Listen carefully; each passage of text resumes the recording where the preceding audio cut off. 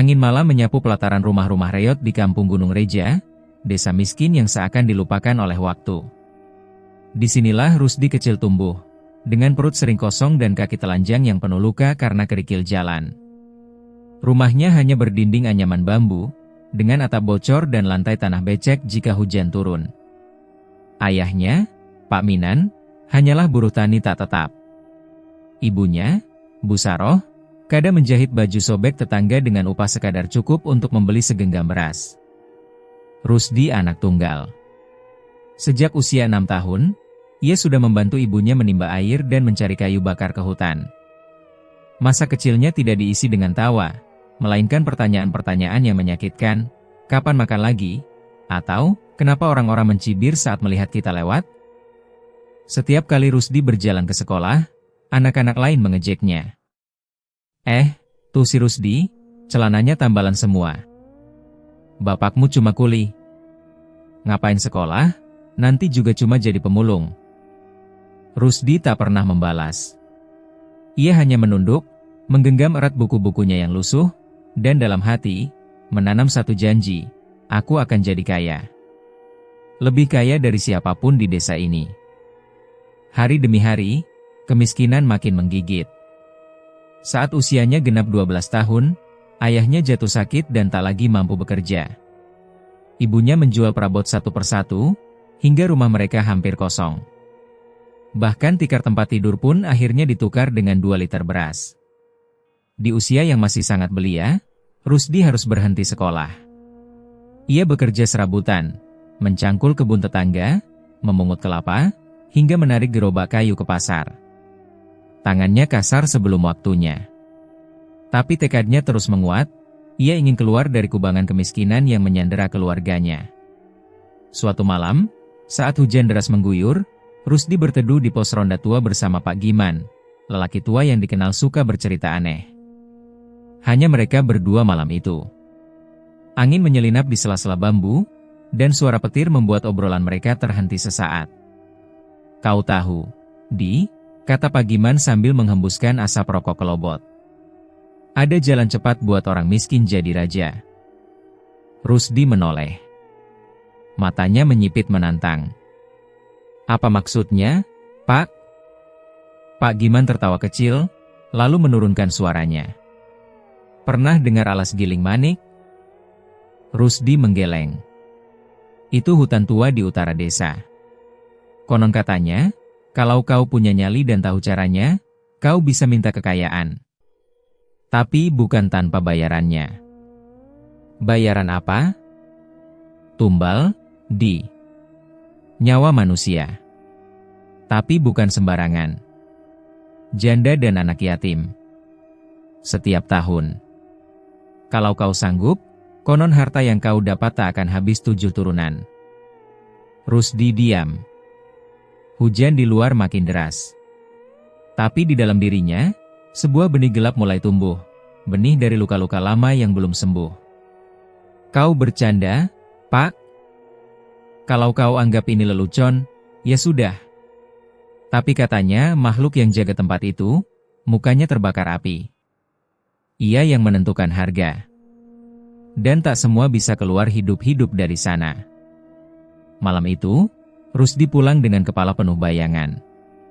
Bayangan tentang emas, rumah megah, mobil, pakaian bagus, dan semua ejekan yang akan berubah jadi pujian. Ia terbaring di tikar, menatap langit-langit rumah yang retak. Lalu menoleh ke sudut ruangan, melihat ibunya terlelap di samping ayahnya yang batuk terus-menerus. Dalam remang cahaya lampu minyak, Rusdi merasa seolah hidup mereka hanya tinggal menunggu waktu. Waktu untuk hilang. Esoknya, Rusdi pergi ke balai desa, pura-pura mencari pekerjaan. Tapi diam-diam ia mencari peta desa tua, mencari petunjuk ke arah utara, tempat yang disebut Pak Giman, alas giling manik. Hari demi hari, pikirannya tak bisa lepas dari tempat itu. Ia bertanya diam-diam pada beberapa orang tua desa, dan walau banyak yang enggan bicara, ia mendengar desas-desus tentang orang-orang hilang di sekitar kawasan itu. Termasuk seorang pemuda bernama Sarto, yang dulu juga miskin tapi tiba-tiba menjadi kaya raya, membangun rumah besar, lalu lenyap tanpa jejak suatu malam. Namun Rusdi tak peduli. Kalau memang hidup harus memilih antara mati perlahan atau bertaruh nyawa sekali saja, aku pilih yang kedua, batinnya. Menjelang malam Jumat Kliwon, dengan membawa segenggam kemenyan, segelas darah ayam hitam, dan potongan rambutnya sendiri yang diikat dengan tali ijuk, Rusdi memulai perjalanan yang akan mengubah segalanya. Ia melangkah ke dalam gelap, menyusuri jalan setapak yang sudah ditinggalkan orang puluhan tahun. Di hadapannya, hutan itu seperti menelan langit. Dan di dalam hatinya, satu kalimat bergema pelan, seperti bisikan dari kedalaman jiwa. Kalau dunia menolak memberi padaku, maka aku akan mencuri dari tangan setan sekalipun. Bab ini bukan hanya tentang kemiskinan, tapi tentang keputusan. Dan Rusdi, anak kampung yang dipermalukan sejak kecil, telah memilih jalannya. Jalan yang tak akan membawanya kembali sebagai manusia yang sama. Langkah kaki Rusdi menginjak tanah lembab hutan alas giling manik dengan keraguan yang mulai menggigit. Tapi ia menolaknya. Ia menolak takut. Ia menolak miskin. Ransel lusuh di punggungnya berisi sesajen, kemenyan, telur ayam kampung, segelas darah ayam hitam, dan segumpal rambutnya sendiri. Langit malam tampak menggantung rendah, seolah menyaksikan keputusannya dengan diam kelam. Alas giling manik bukan hutan biasa. Begitu kakinya melangkah lebih dalam, suara jangkrik menghilang. Tak ada hembusan angin. Bahkan suara dedaunan pun mati. Yang terdengar hanya detak jantungnya sendiri yang makin cepat. Di tengah kesunyian itu, ia menemukan sebuah batu besar yang ditutupi lumut tua. Disinilah, menurut cerita Pak Giman, perjanjian biasa dilakukan. Rusdi menyalakan kemenyan, meletakkan sesajen di atas batu, lalu membaca mantra yang ia hafalkan dengan terbata-bata dari tulisan tangan Pak Giman. Mantra yang ditulis dengan tinta hitam, di atas kertas berbau tanah kuburan. Aku datang bukan untuk meminta, tapi untuk menukar. Aku datang bukan sebagai manusia, tapi sebagai jiwa yang siap dijual. Saat bait terakhir selesai, angin mendadak bertiup kencang, membawa aroma anyir darah dan daging hangus. Api kecil dari kemenyan berubah warna menjadi biru. Rusdi mundur setapak, jantungnya melonjak ketika suara berat terdengar dari balik pepohonan. Siapa yang memanggil? Suara itu serak, seperti tenggorokan penuh arang. Dari balik bayangan, sesosok lelaki berjalan perlahan. Tubuhnya tinggi, mengenakan jubah hitam panjang yang sobek di beberapa bagian. Tapi yang paling menyesakan adalah wajahnya, terbakar setengah, kulit mengelupas, bola mata menyala merah seperti bara. Asap tipis mengepul dari kulitnya yang retak. Namaku Rusdi, suaranya gemetar. Kau tahu tempat ini. Maka kau tahu juga harga yang harus dibayar. Aku ingin kekayaan. Harta. Usaha. Pengaruh. Aku ingin dihormati. Dan kau bersedia menukar semua itu dengan nyawa? Lelaki berwajah api itu melangkah lebih dekat. Di tangannya muncul sebuah gulungan kulit, bukan kertas biasa, tapi seperti ditulis di atas kulit manusia. Di atasnya, simbol-simbol asing menyala samar. Ujung kuku makhluk itu mencuat seperti belati, menoreh garis lurus di telapak tangannya sendiri. Darah hitam menetes, lalu menyentuh gulungan itu. Setiap tahun, satu janda, satu anak yatim. Sebelum malam bulan mati. Jika kau lalai, maka darahmu dan darah keturunanmu menjadi gantinya. Rusdi menelan ludah. Tangannya gemetar, tapi matanya tajam. Ia berpikir tentang ibunya yang tak lagi bisa makan layak, ayahnya yang tinggal tulang ditikar, dan segala ejekan yang ia telan selama bertahun-tahun. Aku sanggup. Makhluk itu menyerahkan sebilah pisau berkarat, dengan gagang dari tulang. Di ujungnya tergantung seutas rambut panjang dan pita merah tua. Gunakan ini saat waktunya tiba. Tak perlu darah mengalir deras. Yang penting nyawanya. Dan jangan coba menipu. Aku tahu siapa yang masih hidup dan siapa yang sudah dibayar. Seketika, Tanah di bawah kaki Rusdi bergetar. Ia terdorong mundur, terjatuh di tanah basah. Api kemenyan meledak, dan makhluk itu menghilang seperti asap di bawah angin. Yang tersisa hanyalah bau hangus dan segenggam tanah yang berubah menjadi emas padat di depannya.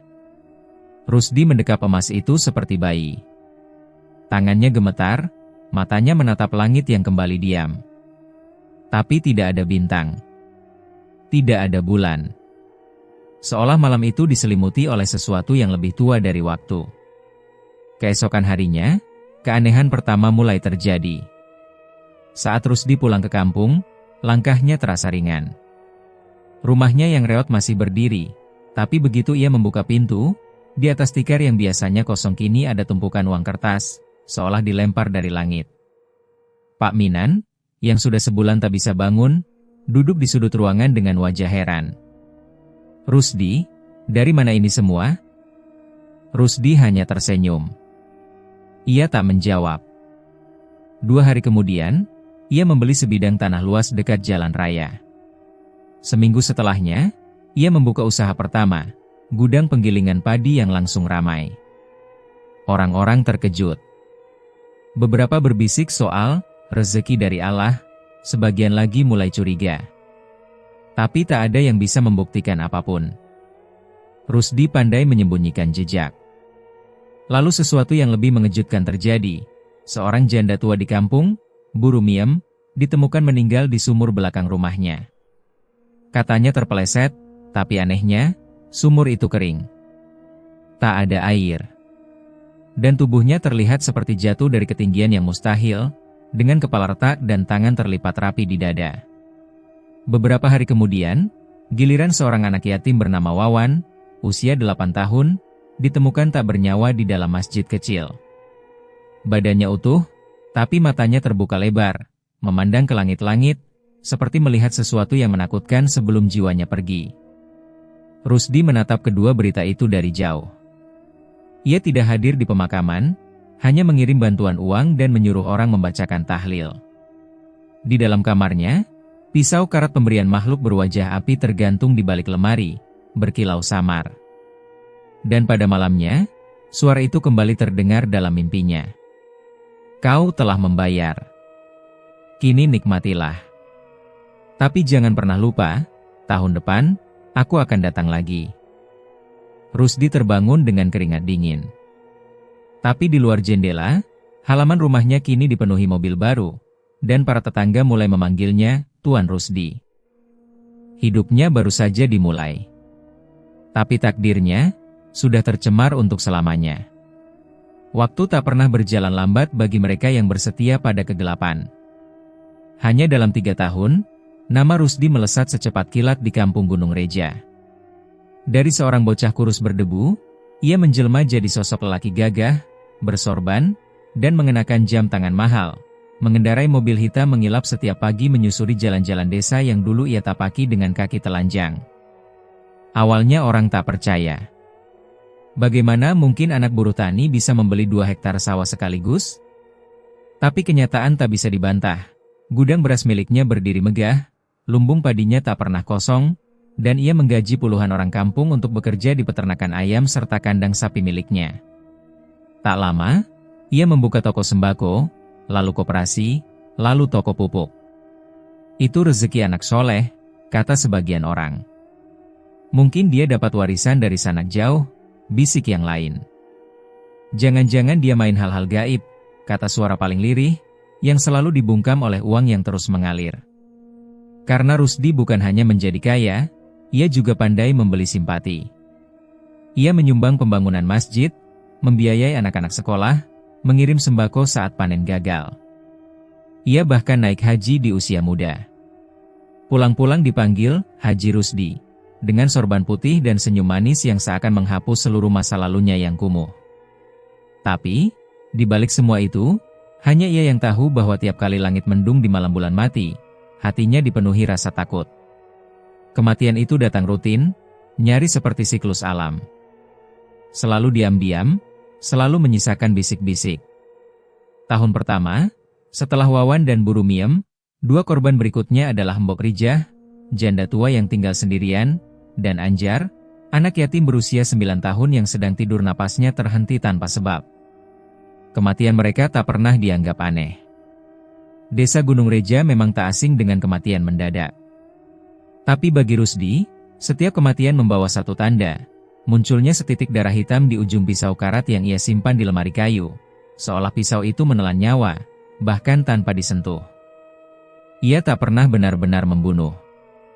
Tapi ia tahu, makhluk itu, lelaki berwajah api, menagih janji sesuai perjanjian. Dan asalkan Rusdi tak melanggar, maka darah itu tak akan berbalik menyerangnya. Namun, setiap kali tumbal baru ditemukan, Rusdi dihantui mimpi buruk. Ia melihat arwah-arwah korban berdiri diam dalam gelap, tubuh mereka pucat, mata menatap kosong. Di antara mereka, selalu ada satu anak dan satu perempuan. Tak bersuara. Hanya menatap. "Kau pikir semua bisa dibayar dengan emas?" kata suara dalam mimpi, suara yang sama seperti saat pertama ia menandatangani perjanjian. "Bayaranmu hanya menunda kutuk, tidak menghapusnya." Tapi di siang hari, semuanya tertutup oleh gemilang dunia. Rumah Rusdi kini bertingkat 2, dindingnya marmer, lampu gantungnya menjuntai seperti di rumah pejabat kota. Ia menikahi Lastri, gadis tercantik di desa tetangga, yang bahkan dulu tak sudi menatap Rusdi ketika ia masih miskin. Kini Lastri hidup dalam kemewahan, pakaian mahal, emas berlapis-lapis, dan supir pribadi kemana-mana. Pesta pernikahan mereka diselenggarakan besar-besaran. Seisi desa diundang, kambing disembelih puluhan, dan musik dangdut menggema semalaman. Tak ada yang tahu bahwa tepat seminggu sebelum pesta, seorang janda bisu ditemukan mati tergantung di ladangnya, dan seorang anak yatim tercebur ke sungai dan hilang sampai sekarang. Rusdi hanya diam.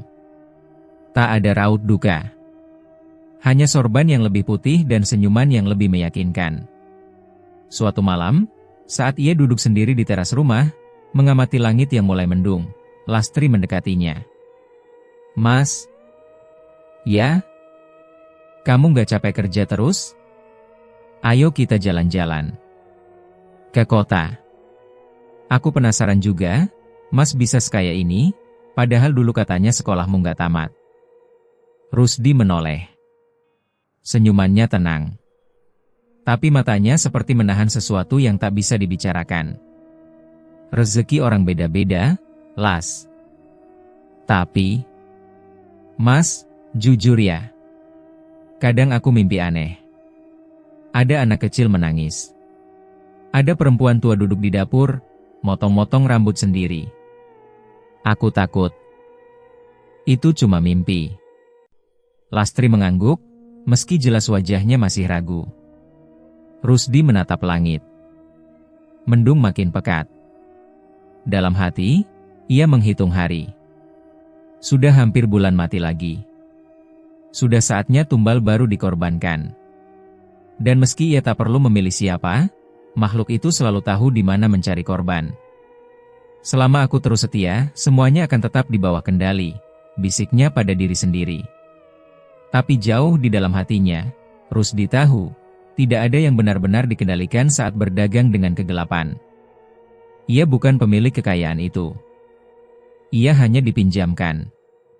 Dan setiap harta yang mengalir ke tangannya dibasuh darah orang-orang tak berdosa. Di desa, orang-orang mulai menyebutnya pengusaha ajaib, orang yang membawa berkah sekaligus misteri. Mereka tidak tahu bahwa keberkahan itu dibangun di atas bisikan iblis dan arwah yang tak pernah tenang. Rusdi tidur malam itu dengan gelisah. Di luar rumahnya, seekor burung hantu bertengger di genteng, matanya menyala merah. Dan di angin malam yang meliuk di sela-sela pepohonan, terdengar bisikan halus. "Tahun ini, ada yang menunggumu di balik bayang." Tapi Rusdi tak bangun. Karena kekayaan sering membuat manusia tuli pada peringatan. Dan bisu pada rasa bersalah. Malam demi malam datang dan pergi, namun tidur Rusdi tak lagi lelap. Kekayaan bertumpuk. Ladang dan kandang terus bertambah. Toko-toko miliknya mulai merambah hingga desa tetangga.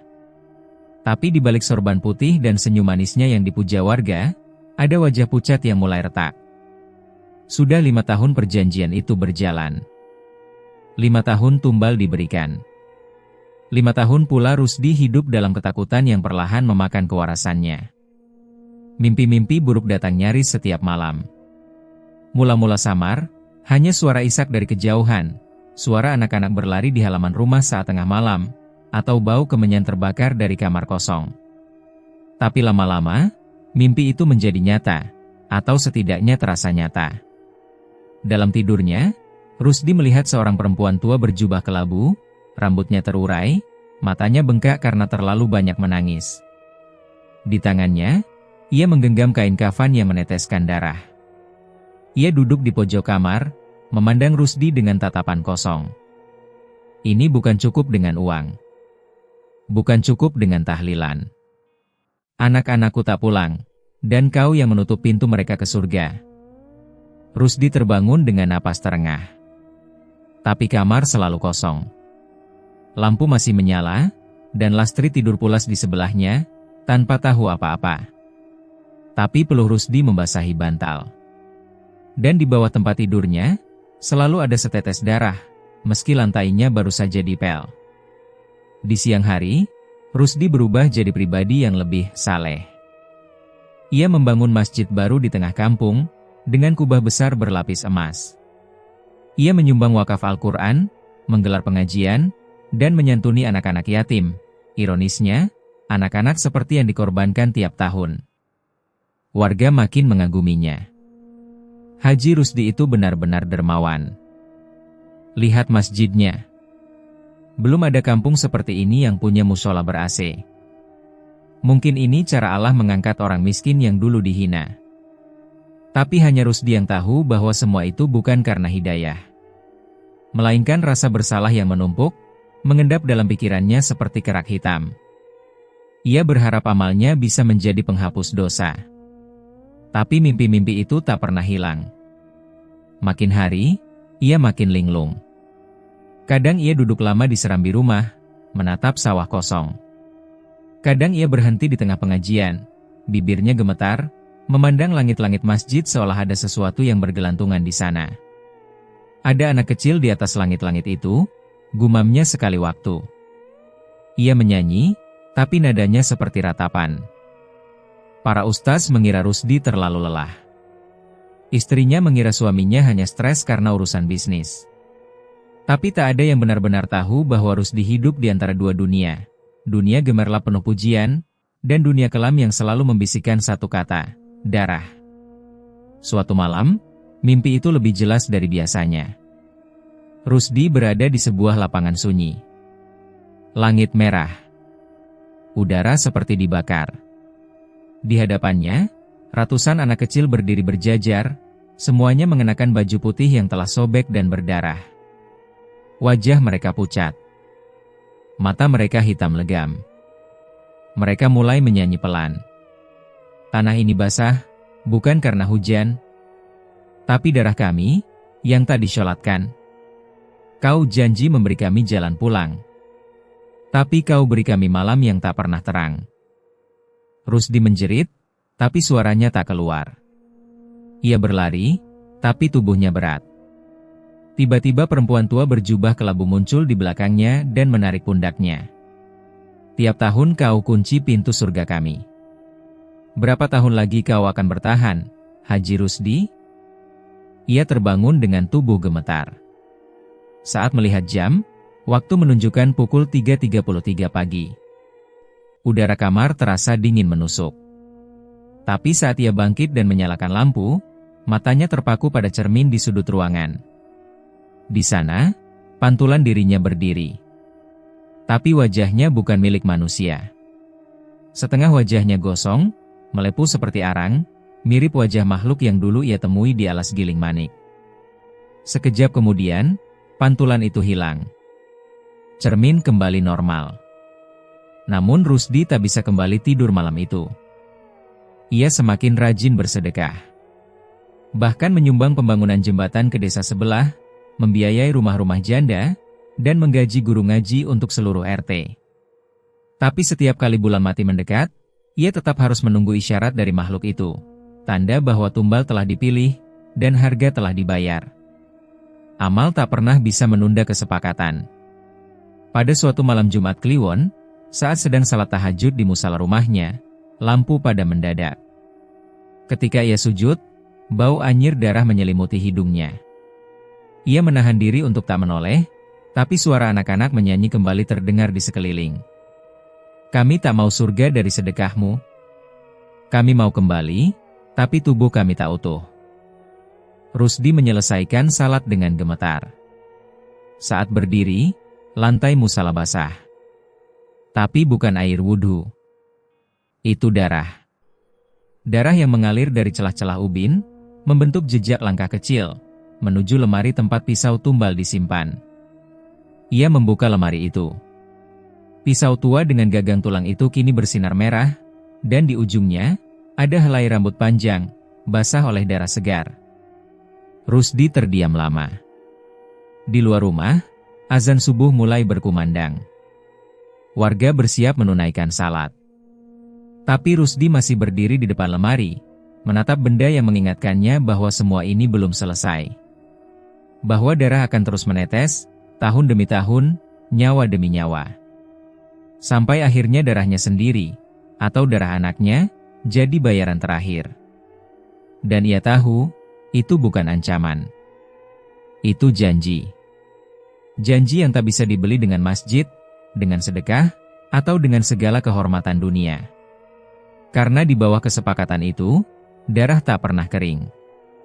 Malam itu sunyi.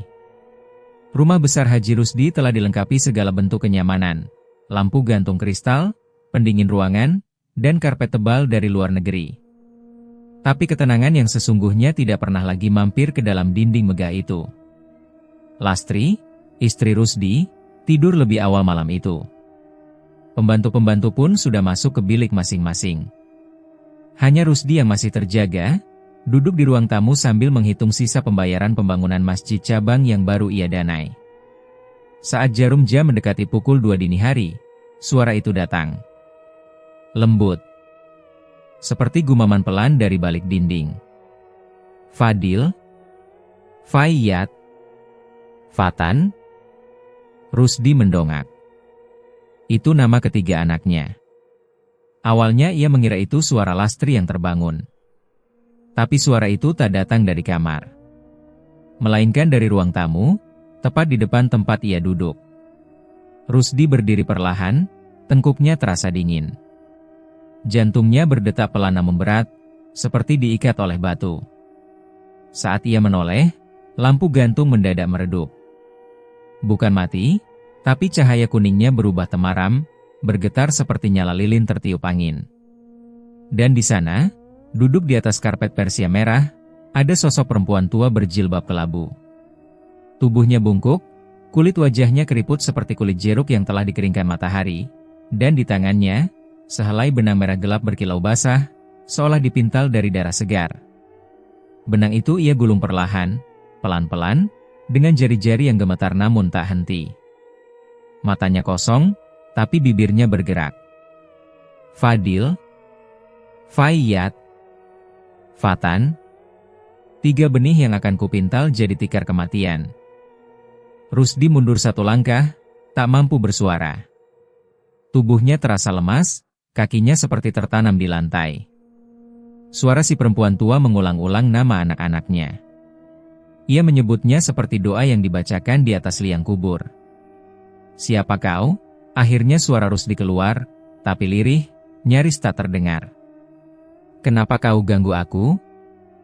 Perempuan itu menoleh perlahan. Wajahnya kini jelas. Mata kanannya buta, kulit pipi kirinya sobek, dan darah hitam menetes dari sudut mulutnya. Tapi Rusdi mengenalinya. Bu Narti. Janda tua yang dulu tinggal di ujung kampung. Yang sebatang kara dan tak pernah sakit, tapi tiba-tiba ditemukan mati di ladangnya. Aku tak pernah punya anak, gumam Bu Narti, suaranya seperti ranting patah. Tapi malam itu, aku dipanggil. Aku dijemput tanpa ucapan. Dibawa ke lorong gelap, dan saat aku bertanya, kenapa aku? Aku mendengar namamu, Rusdi. Rusdi menutup telinganya, tapi suara itu tetap terdengar, seperti berbicara langsung ke dalam dadanya. Keesokan pagi, ruang tamu rusak. Karpet terbelah seperti digores benda tajam, lampu gantung terayun pelan meski semua jendela tertutup. Lastri bangun dan mendapati Rusdi tidur di pojok ruangan, keringat membasahi seluruh bajunya. Ia tak menjelaskan apa-apa. Hanya menyuruh semua pembantu berkumpul. Mulai sekarang, jangan ada yang masuk ruang tamu kalau tidak perlu, katanya kaku. Dan jika kalian dengar suara orang mengaji, menangis, atau menyanyi di malam hari, anggap saja itu mimpi. Para pembantu mengangguk. Tapi wajah mereka pucat. Karena kejadian itu bukan pertama. Sudah seminggu mereka mendengar bunyi pintu terbuka sendiri di tengah malam, suara langkah kaki dari loteng, dan suara benang dipintal di ruang tamu. Kriet, kriet, seperti suara gulungan benang basah. Salah satu pembantu, Yanti, bahkan mengaku melihat sosok berjilbab duduk di kursi belakang rumah, menatap ke arah kamar anak-anak. Tapi saat ia ingin bicara, tiba-tiba suaranya hilang selama 2 hari. Rusdi makin tertekan.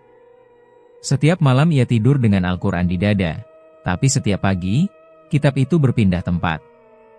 Pernah ditemukan di dapur, pernah di kamar mandi. Bahkan sekali waktu, ia menemukannya tergeletak di teras, basah oleh embun dan darah ayam. Ia mengundang ustaz dari luar kota, seorang yang dikenal mampu mengusir gangguan gaib. Tapi saat sang ustaz masuk ke rumah, ia langsung berubah pucat dan menolak membaca doa. Saya tidak bisa membantu. Ini bukan gangguan jin biasa, katanya dengan suara rendah.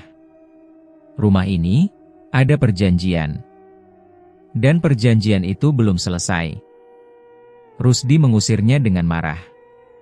Tapi dalam hati, ia tahu, perjanjian itu tak bisa dibatalkan begitu saja.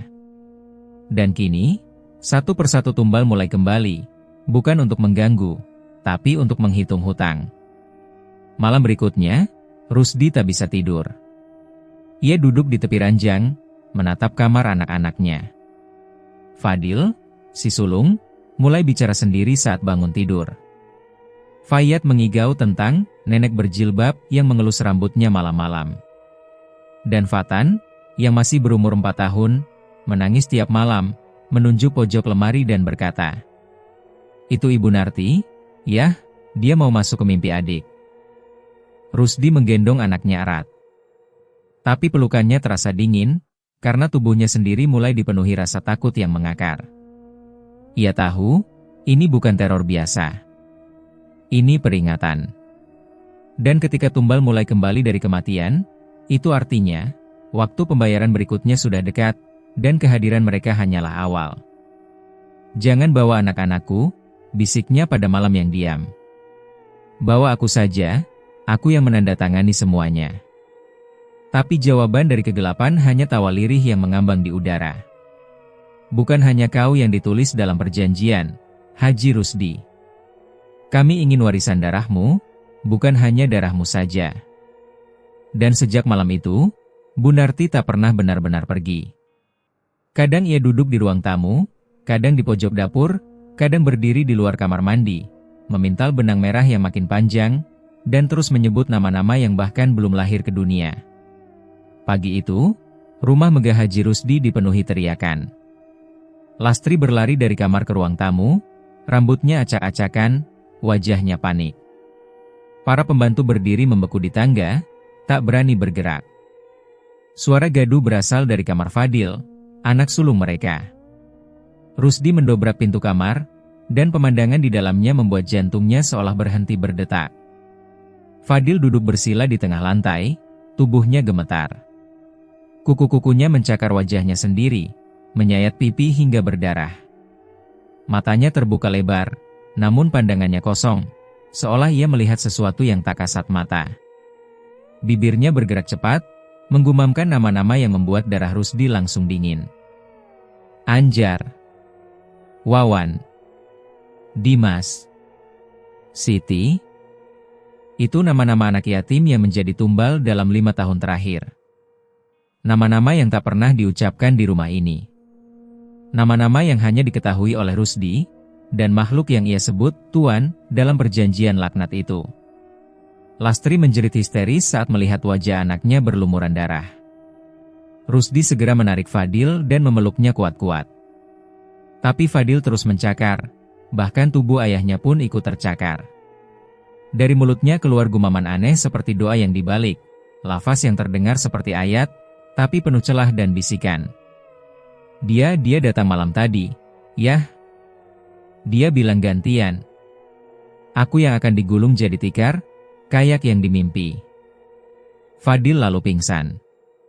Tubuhnya lunglai, napasnya tersengal seperti baru saja tenggelam. Hari itu, Rusdi membawa Fadil ke rumah sakit terbaik di kota. Dokter kejiwaan mendiagnosis Fadil mengalami psikosis berat dengan halusinasi religius. Tapi Rusdi tahu, ini bukan penyakit dunia. Ini kutukan. Ini bagian dari perjanjian yang mulai menuntut harga lebih tinggi. Di perjalanan pulang, hujan turun deras. Rusdi duduk di dalam mobil sendirian, sopirnya disuruh pulang dulu. Ia ingin sendiri. Dan saat mobil melewati tikungan menuju Alas Giling Manik, jalan yang sengaja ia hindari bertahun-tahun, mobil tiba-tiba berhenti sendiri. Mesin mati. Lampu padam. Dan di tengah hutan yang basah itu, sosok itu muncul kembali. Dari balik kabut, lelaki berwajah api berdiri di depan kap mobil. Jubah hitamnya kuyup, tapi tubuhnya tetap terbakar, seperti api yang menyala di dalam air. Tatapannya menusuk, dan suaranya muncul langsung di kepala Rusdi. Kau ingin berhenti, Rusdi? Rusdi menggigit bibirnya. Tubuhnya gemetar, tapi ia melangkah keluar mobil. Hujan membasahi sorban dan bajunya, tapi itu bukan masalah. Anakku, Fadil, dia tidak tahu apa-apa. Jangan ganggu dia, katanya memohon. Anakmu lahir dari darah yang sudah terikat janji. Dia bagian dari utang. Aku yang membuat perjanjian.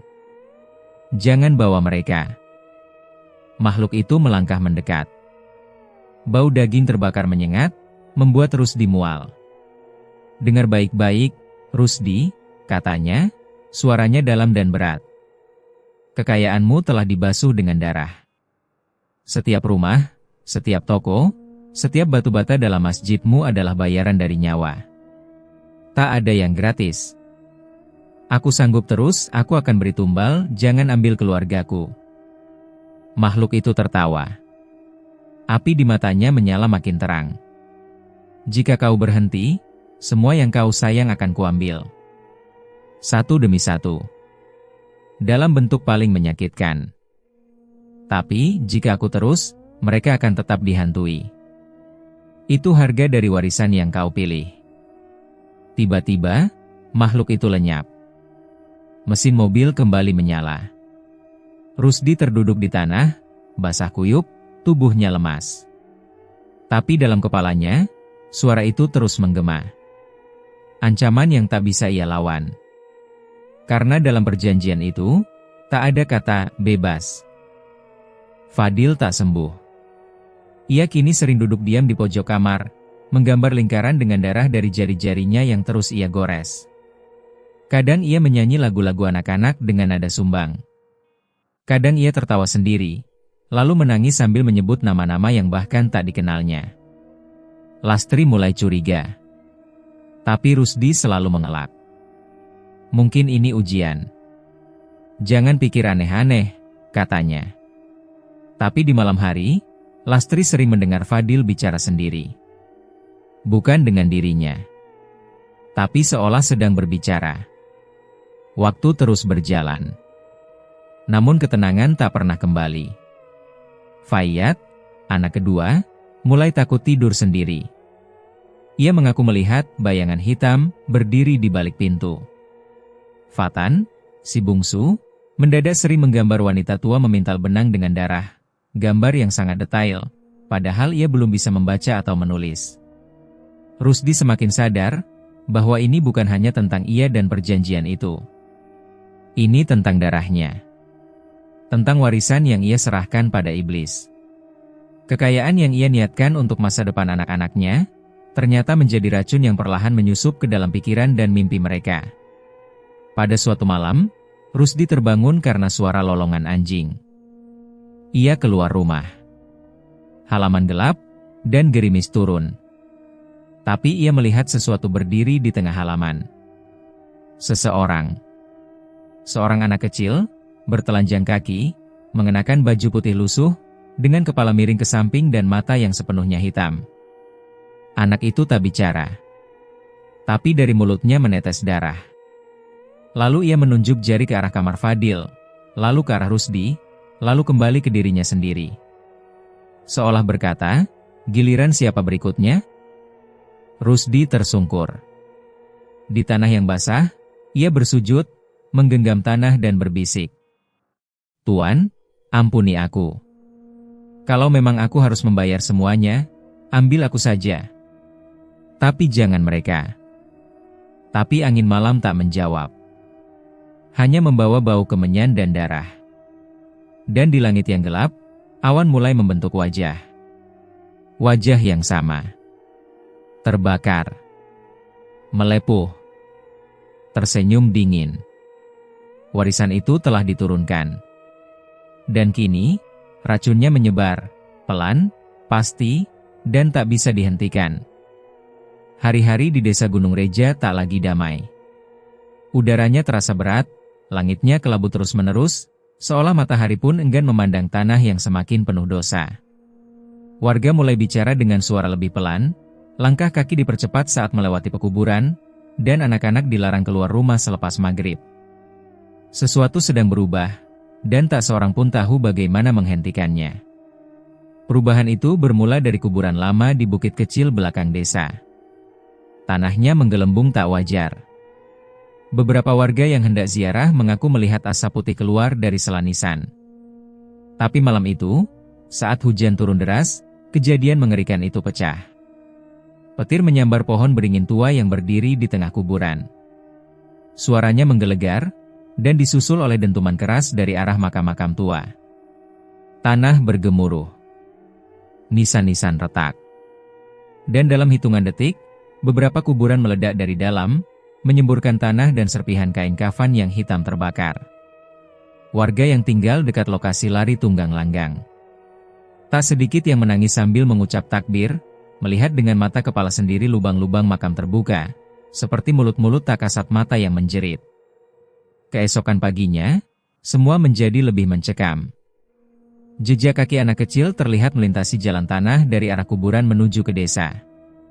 Tapi tak satupun anak yang mengaku keluar rumah malam sebelumnya. Dan sejak hari itu, teror tak kasat mata merajalela. Di rumah Haji Rusdi, pintu depan terbuka sendiri setiap pukul 3 dini hari. Berkali-kali dikunci, berkali-kali pula ditemukan terbuka kembali. Lastri mulai tidur bersama kedua anaknya di kamar, sementara Fadil, yang masih terganggu jiwanya, dijaga dua pembantu secara bergantian. Namun tak ada yang bisa melindungi mereka dari apa yang mulai datang. Suatu malam, Sarti, pembantu yang menjaga Fadil, pingsan karena melihat sesosok perempuan tua duduk di sudut kamar, menatap ke arah Fadil sambil menyanyikan lagu Jawa lama dengan suara parau. Layangmu tak tampi, tak balas, ning swargo. Ketika dibangunkan, Sarti menolak bicara. Mulutnya gemetar. Matanya kosong. Pagi harinya, ia ditemukan sedang duduk bersila di depan pagar rumah Rusdi. Tangan menggenggam tanah merah dari kuburan, dan rambutnya penuh debu. Ia terus menggumam, mereka sudah bangkit, mereka sudah bangkit. Desa makin gaduh. Orang-orang mulai kehilangan ternak, sumur-sumur bau amis seperti darah basi, dan air keruh meski tak ada hujan. Di masjid, beberapa orang mendengar suara anak kecil menangis di ruang wudhu, tapi saat dicari, tak ada siapa-siapa. Yang paling mengerikan adalah laporan dari Pak Kardi, penjaga malam kampung. Suatu dini hari, ia melihat iring-iringan sosok berpakaian putih melintas pelan dari arah kuburan menuju rumah Haji Rusdi. Ada yang bertubuh kecil dengan kepala tertunduk, ada perempuan-perempuan tua dengan kain kafan sobek, dan di tengah-tengah mereka, sosok tinggi besar yang hitam seperti arang, membakar tanah yang dipijaknya. Saya lihat jelas, Ji, kata Pak Kardi gemetar saat melapor ke ketua RT. Mereka jalan pelan, kayak mau hajatan. Tapi diam. Gak ada suara. Dan saya yakin, tujuan mereka cuma satu, rumah itu. Rumah megah Rusdi kini seperti sarang kutub. Lastri mulai jatuh sakit. Badannya kurus, wajahnya pucat, dan sering berbicara sendiri. Ia mengaku mendengar suara-suara dari sumur belakang rumah. Suara anak kecil menangis, memanggil namanya. Bu Lastri, aku digelindingkan ke dalam sini. Tiap malam, Lastri menutup telinga dengan bantal. Tapi suara-suara itu menembus semua. Dinding, lantai, langit-langit. Fayyad dan Fatan pun ikut terkena. Keduanya mulai ketakutan melihat bayangan di balik jendela. Fayyad mengatakan ia bermimpi tubuhnya ditarik ke bawah tanah oleh tangan-tangan kurus yang dingin dan basah. Fatan sering terbangun sambil menangis dan menunjuk atap, berteriak. Itu, dia duduk di atas rumah. Dia mau lompat ke kamar adik. Rusdi, yang selama ini berusaha mempertahankan ketenangan, akhirnya tak sanggup. Ia menutup toko-tokonya, memecat seluruh pegawai, dan mengunci diri di rumah. Setiap malam, ia duduk di musala kecil yang dulu ia bangun di pojok taman, memandangi cahaya lilin yang redup dan memohon dalam tangis. Ampuni aku, kumohon, cukup sudah. Tapi angin malam tak membawa jawaban. Hanya suara pintu terbuka. Hanya suara langkah kecil di ubin rumah. Hanya tawa anak-anak, tawa yang bukan milik dunia. Pada malam Jumat Kliwon, teror mencapai puncaknya.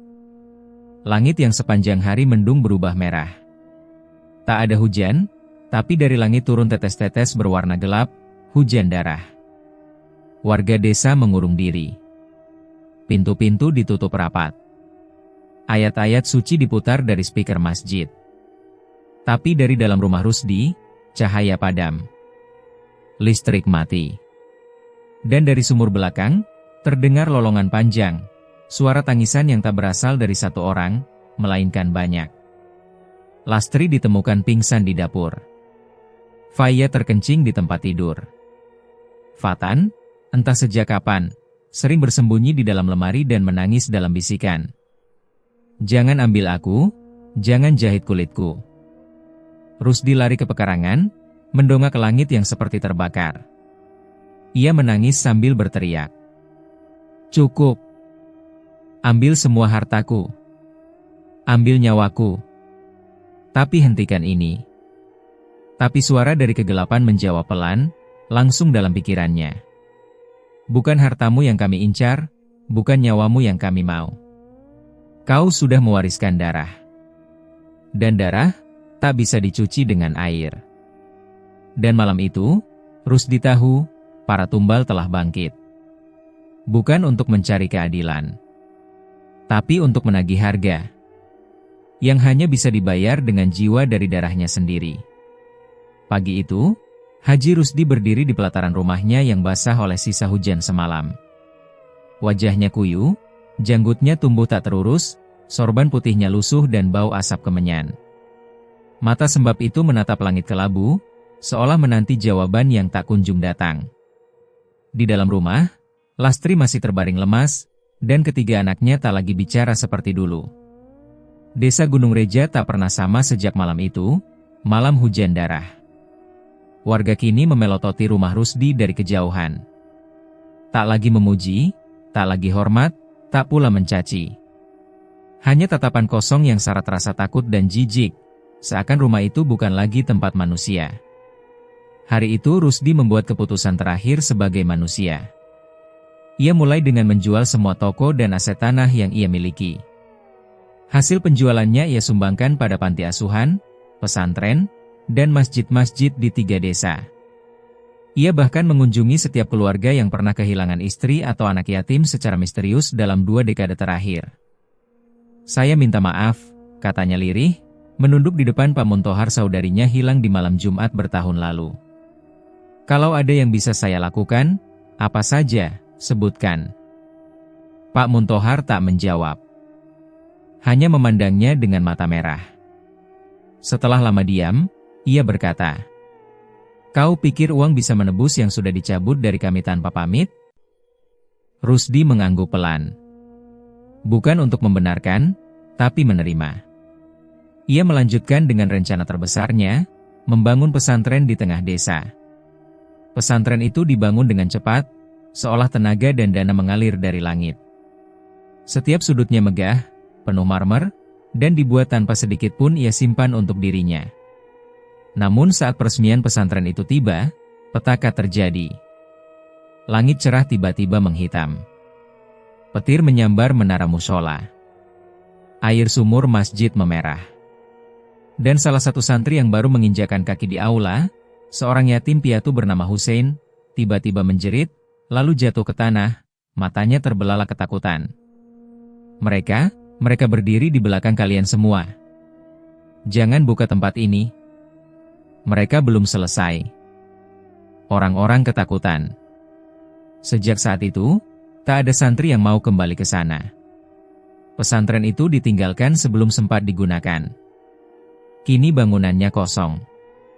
Tak berhenti di situ, Rusdi membuat keputusan yang lebih ekstrim. Ia mendatangi makam-makam korban tumbalnya, dan menggali ulang semuanya. Ia tak peduli pada protes warga. Ia tak peduli tubuhnya gemetar tiap malam.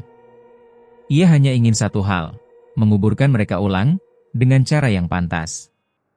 Ia bahkan mengundang ustaz-ustaz dari luar kota, membawa kain kafan baru, dan menyiapkan jenazah ulang dengan penuh hormat. Makam pertama yang ia gali adalah milik Bu Narti. Saat sekop terakhir membelah tanah, bau busuk menyebar, bau daging yang tak membusuk, tapi juga tak hancur. Kain kafan Bu Narti masih utuh. Tapi anehnya, tubuhnya menghadap ke bawah. Tangan-tangannya mencengkeram tanah, seolah ingin keluar sendiri. Salah satu ustaz yang ikut menggali langsung menutup wajah dan mundur. Ini bukan jenazah yang ridha. Ini bukan kuburan yang bisa disucikan. Rusdi tetap memaksa.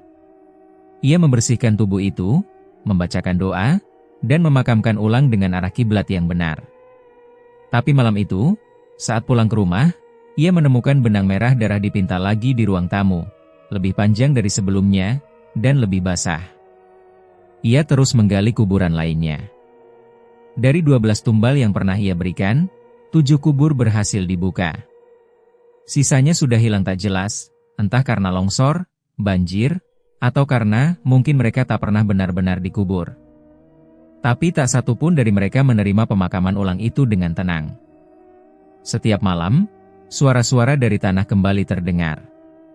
Dari dalam rumah Rusdi, terdengar suara. Kain kafanmu tak menutupi luka kami. Doamu tak menjangkau kami. Kami mati bukan karena ajal, kami mati karena perjanjianmu. Lastri makin lemah. Ia tak bisa bicara lagi, hanya menangis setiap malam. Dalam tidurnya, ia menggigil, dan dari mulutnya keluar darah segar meski tak ada luka. Fadil kini tak bisa dikenali. Ia hanya tertawa dan menangis silih berganti, menggambar wajah-wajah orang mati di dinding kamarnya. Fayyad dan Fatan dikirim ke rumah saudara jauh di luar kota. Tapi 2 malam kemudian, paman mereka menelepon dengan suara gemetar. "Maaf, Ji." Fayyad duduk di tengah halaman semalam. Dia menggali tanah pakai tangan. Dan katanya, ayah sudah janji ganti semua yang diambil. Kami takut, kami kembalikan saja anak-anak ini. Rusdi tak bisa lagi menyangkal, warisan kutukannya telah merembet pada semua yang ia cintai. Ia kembali ke musola rumahnya, yang kini penuh bayangan dan dingin seperti liang kubur. Ia bersujud, menangis, berdoa hingga suara tenggorokannya habis. Ya Allah, aku tahu dosaku. Aku tahu kesalahanku. Tapi jika Engkau masih terima, ampuni aku. Namun tak ada angin sepoi seperti biasanya. Tak ada rasa damai setelah berdoa. Yang ada hanya bisikan dari pojok langit-langit. Langit tak menolak doamu, Rusdi. Tapi yang kau lukai, bukan makhluk langit. Yang kau hianati, tak bisa dimaafkan dengan doa. Darah mereka, dibayar dengan perjanjian iblis. Dan yang ditulis iblis, tak bisa dihapus manusia. Air mata Rusdi menetes di atas sajadah. Tapi tak ada yang terserap. Lantai musola kini dingin dan keras, seperti batu nisan. Dan di malam itu, langit benar-benar tak menjawab. Karena tobatnya seolah datang terlambat. Langit desa Gunung Reja masih muram. Sudah berminggu-minggu tak ada sinar mentari yang benar-benar terang. Matahari seolah enggan menampakkan wajahnya pada tempat yang kini dipenuhi bayang-bayang kutukan. Rumah megah milik Haji Rusdi berdiri seperti benteng sepi di tengah desas-desus dan doa-doa sumbang yang tak kunjung terkabul. Di dalam rumah itu, keheningan bukan lagi tanda kedamaian, melainkan ancaman. Karena kematian tak lagi mengetuk pintu. Ia menyelinap masuk tanpa suara. Fadil adalah yang pertama. Anak sulung yang sejak kecil disiapkan Rusdi untuk mewarisi semua hartanya, kini tinggal jasad tanpa jiwa. Malam itu, Fadil ditemukan oleh Lastri di kamar, tubuhnya hitam legam seperti habis terbakar. Tapi anehnya, tak ada api, tak ada bau gosong, bahkan tak satu benda di kamar itu rusak. Hanya tubuh Fadil yang hangus. Matanya terbuka lebar. Mulutnya ternganga seperti ingin berteriak. Minggu berikutnya, Fayyad menghilang. Ia dikirim kembali ke rumah pamannya di Purwokerto. Rusdi berharap, mungkin, jauh dari desa akan menjauhkan mereka dari kutukan. Tapi nyatanya tidak. Paman Fayyad mengabari lewat telepon dengan suara panik dan tercekat. Di pagi hari, tempat tidur Fayyad kosong. Tidak ada jejak, tidak ada pintu terbuka.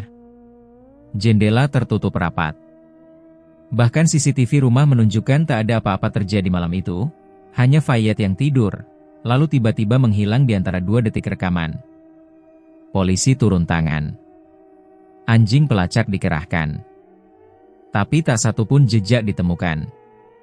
Yang tertinggal hanyalah bekas tapak kaki kecil di balik selimut, seolah seseorang, atau sesuatu, menjemput Fayyad diam-diam.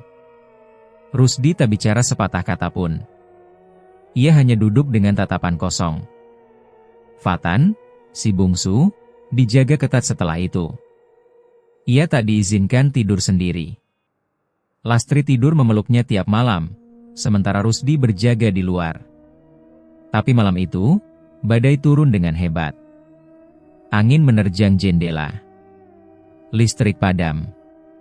Dan Lastri terbangun karena Fatan menggigil hebat, berkeringat dingin. Fatan menangis dan berkata, "Ayah, jangan biarkan mereka bawa aku, mereka bilang giliran adik malam ini." Rusdi memeluk anaknya. Tapi suara dari balik dinding mulai terdengar, bisikan yang disusul tawa kecil. Lalu pintu kamar bergetar sendiri, seperti digedor dari luar. Rusdi berdiri, dengan suara bergetar. Tapi lantai kamar mulai basah. Air berbau amis mengalir dari sela lantai, dan perlahan menggenang. Saat Lastri menyalakan lilin, mereka terkejut melihat bayangan anak kecil berdiri di atas genangan itu. Tubuhnya telanjang, matanya hitam legam, dan darah menetes dari hidungnya. Giliran dia, bisik sosok itu.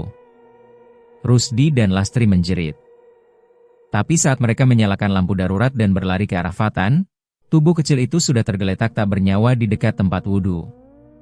Matanya terbuka, namun kosong. Di sekujur tubuhnya tak ada luka, tapi air tempat wudhu berubah kemerahan, dan dari mulut Fatan keluar darah. Setelah 3 anaknya pergi, Rusdi kehilangan arah. Ia tak lagi bersujud. Tak lagi berdoa. Ia hanya duduk menatap kosong ke arah halaman. Lastri kini hanya tidur sepanjang hari. Tubuhnya lemah, pikirannya nyaris hilang. Namun kutukan belum berhenti. Menantu Rusdi, Lela, istri Fadil, tiba-tiba keguguran anaknya yang keempat. Janin itu lahir dalam kondisi membiru. Cucu Rusdi lainnya, Najwa, ditemukan jatuh dari tangga rumahnya tanpa sebab. Kata orang, ia seperti ditarik oleh sesuatu yang tak terlihat. Lehernya patah. Usianya baru 7 tahun. Warga desa mulai berbisik. Kutukan itu sudah mengalir ke darahnya. Siapapun keturunan Haji Rusdi, tak akan bertahan lama. Itu harga dari darah yang ditukar dengan kekayaan. Rumah besar itu kini benar-benar kosong dari tawa. Tak ada kehidupan. Hanya derit pintu yang terbuka sendiri tiap malam, dan suara ayunan berderit di taman belakang, padahal tak ada siapa-siapa di sana. Suatu malam, Rusdi duduk sendirian di ruang tamu. Di hadapannya, kursi rotan tua yang dulu sering diduduki Bunarti, sosok pertama yang menghantuinya. Kini, kursi itu diduduki oleh makhluk berwajah lama, tapi kini lebih jelas. Kulitnya mengelupas, matanya kosong, tapi mulutnya tersenyum lebar. "Kau pikir hanya kau yang harus bayar," katanya. "Kau menandatangani perjanjian itu dengan darahmu." Dan darah mengalir. Ia berpindah. Ia beranak pinak. Rusdi menunduk. Tangannya gemetar. Dalam hatinya, ia ingin mati. Tapi ia tahu, kematian tak akan datang sebagai pembebasan. Ia masih hidup, karena hukum pesugihan tak mengenal kematian biasa. "Ambil aku," katanya. "Tapi biarkan mereka." "Sudah terlambat, Rusdi," bisik si makhluk. "Darahmu sudah jadi bagian dari kami. Mereka bukan mati, mereka hanya dipanggil pulang." Lalu kursi itu kosong kembali. Tapi suara tawa anak-anak terus terdengar dari langit-langit rumah, dan dari kamar mandi, dan dari dapur. Tawa-tawa kecil yang dulu terdengar manis, kini jadi denting menyeramkan yang tak akan pernah berhenti. Dan Rusdi tahu, harta bisa diwariskan. Tapi dosa yang ditandatangani dengan darah, akan mencari jalan pulang. Turun-temurun. Tanpa akhir. Waktu berlalu. Pagi itu, desa Gunung Reja diliputi sunyi yang berbeda dari biasanya. Kabut tak tebal, namun tak juga menipis. Suara ayam jantan tak terdengar, dan angin berhenti bertiup seperti menahan napas. Lalu, dari pengeras suara masjid, terdengar pengumuman lirih. "Innalillahi wa inna ilaihi roji'un." Telah wafat Haji Rusdi bin Slamet, dalam usia 73 tahun. Tak ada yang terkejut. Yang mengagetkan hanyalah bagaimana tubuh Haji Rusdi ditemukan. Ia berada di dalam rumahnya, pakaian putihnya telah menguning, tubuhnya membusuk parah, bahkan sebagian kulitnya telah merekah seperti pohon lapuk. Padahal, kata warga, baru semalam ia terlihat keluar membeli air di warung Ustaz Badri. Tapi dokter forensik desa menyatakan dengan dingin, Rusdi telah wafat setidaknya 3 minggu sebelum ditemukan. Tidak masuk akal. Tidak logis. Tapi begitulah akhir dari hidup yang telah menyimpang jauh dari takdir manusia. Rumah megah itu kini berdiri seperti makam terbuka. Luarnya tampak masih kokoh, catnya tak mengelupas, gentengnya utuh, taman depannya masih terawat. Tapi semua tahu, isi rumah itu bukan untuk yang hidup. Setelah kematian Rusdi, tak ada satupun kerabat yang datang mengambil warisan. Semua cucunya telah tiada. Istri dan anak-anaknya telah lebih dulu dijemput secara mengenaskan. Rumah itu kosong. Tapi bukan sunyi. Karena malam hari, rumah itu masih berbicara. Beberapa warga yang iseng mencoba mendekat melaporkan suara. Tawa anak kecil berlarian di lorong. Tangisan lirih perempuan tua dari ruang tamu. Dulu rumah itu tempat paling mewah. Sekarang, tak ada yang berani mendekat dan rumah 7 tumbal, begitu orang-orang menyebutnya sekarang. Haji Rusdi tak meninggalkan surat wasiat. Tapi dalam lemari di kamarnya, seorang petugas desa menemukan lembaran tua bertulisan darah. Bukan bahasa biasa, tapi semacam huruf Jawa kuno yang sudah bercampur dengan simbol-simbol hitam.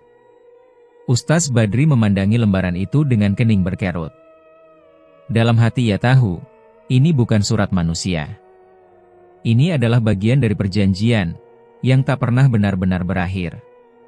Setelah itu, banyak yang mencoba mendekati rumah. Ada yang berniat membeli. Ada yang ingin membongkar. Bahkan beberapa pengusaha dari luar desa sempat datang, tertarik dengan lokasi rumah yang strategis untuk dijadikan hotel. Tapi satu persatu mundur, dengan alasan yang nyaris sama. Kami mimpi buruk. Kami dengar suara anak menangis di kamar mandi setelah kunjungan. Kami tak bisa membeli tanah yang tak punya nama. Karena anehnya, setelah kematian Haji Rusdi, sertifikat rumah itu hilang dari semua catatan kelurahan. Tak ada yang bisa menunjukkan akta kepemilikan. Rumah itu tak punya identitas. Seperti Haji Rusdi sendiri, yang akhirnya mati dalam bayangan dosa tanpa nama.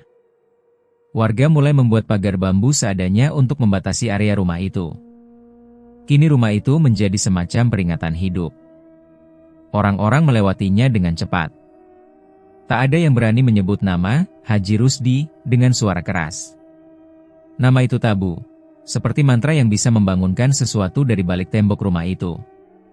Di malam-malam tertentu, warga mengaku melihat bayangan lelaki, padahal rumah itu telah dikunci dan disegel, dan yang paling menyeramkan, suatu malam Jumat Kliwon, seorang pedagang lewat depan rumah itu dan melihat seluruh jendela rumah terbuka, menampilkan siluet anak-anak berdiri rapat, menatap keluar, tanpa mata. Waktu berjalan. Desa Gunung Reja perlahan berubah. Bangunan modern berdiri. Jalan diaspal. Tapi rumah itu tetap di tempatnya. Dibiarkan. Ditakuti. Dikenang dalam bisik-bisik. Dan tiap kali anak-anak bertanya, rumah besar itu kenapa kosong, Bu? Para ibu hanya menjawab pelan. Itu rumah penuh tumbal, Nak. Rumah yang tak bisa diwariskan. Karena harta dari iblis hanya bisa dibayar dengan darah.